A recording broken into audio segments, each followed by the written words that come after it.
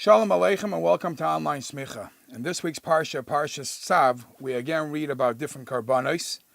And in Shlishi, there's the famous carbon, Baruch Hashem, when Hashem helps us, and we have to be thankful. So in Shlishi it begins, V'zois Toras Zevach HaShlamim, Asher Yakriv Hashem, and this is the carbon Shlamim that one would bring a sacrifice to Hashem.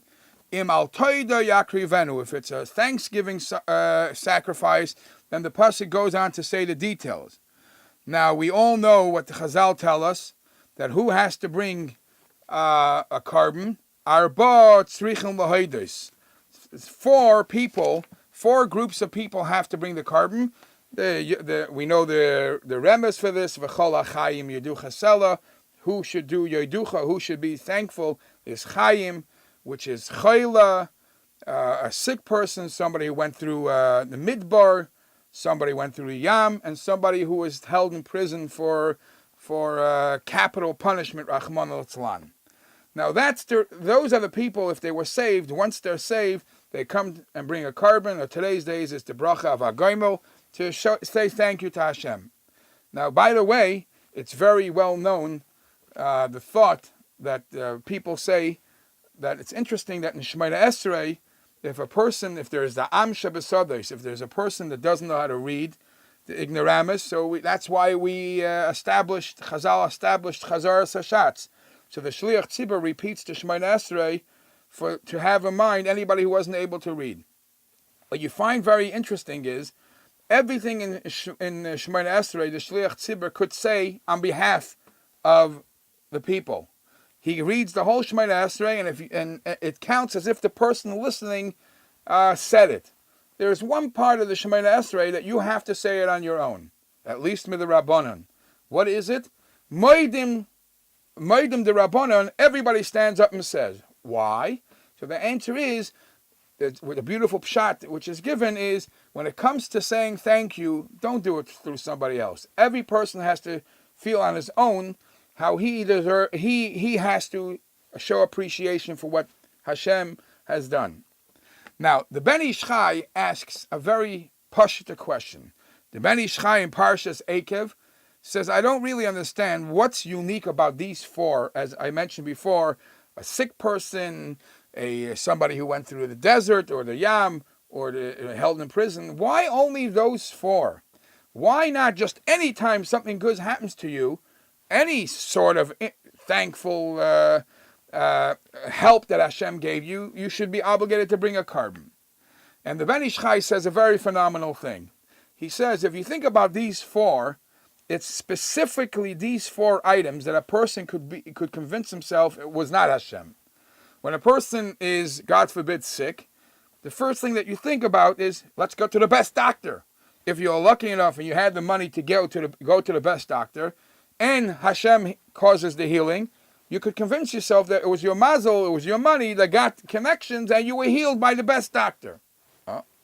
If you go through the sea, travel through the sea, you didn't go by rowboat, you went with a fancy yacht, a great captain. So you're convincing yourself that because you had a professional doing it, it made it through. The same goes in the midbar.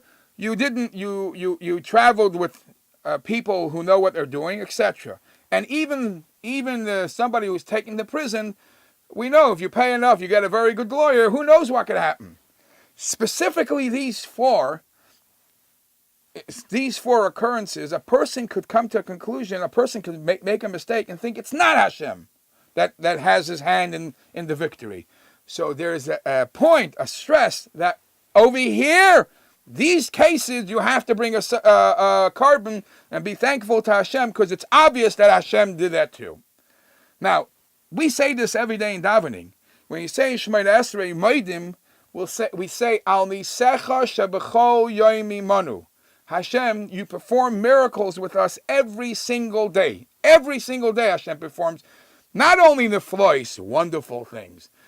The wonderful things that could happen, it wasn't earth-shattering.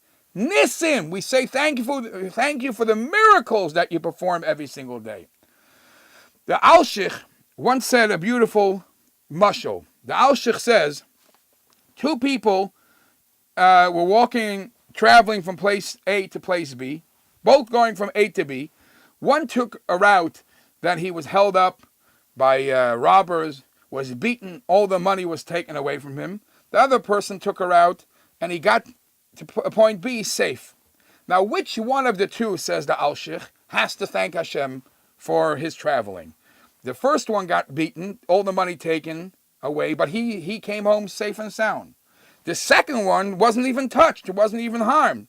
So your first way of thinking is that the guy who was beaten and he was saved, he should thank Hashem first. Says the Alshich, no. It's actually the one that wasn't even touched. That's even a bigger miracle. That's even a bigger miracle that he made it from point A to point B without anybody touching him. Sometimes we are so mixed up how nature, what just standard nature, is really the hand of Hashem. We know the famous Gemara. The famous Gemara is that the Tana said, Mi she'amar l'shemen sheyadlik, the one who says oil could make a fire and burn, should do Yaimar l'chaimet sheyadlik, should make that even vinegar, was a story in the Gemara that even vinegar should burn. What is that? That's not a miracle as much. Even the shemen to burn is a miracle. We have to realize even shemen burning is a miracle. When you realize that, what's the difference if it's shemen or chaimetz? So on every breath we take, we have to realize it's Hashem, and we have to be thankful to Him for what He does to us.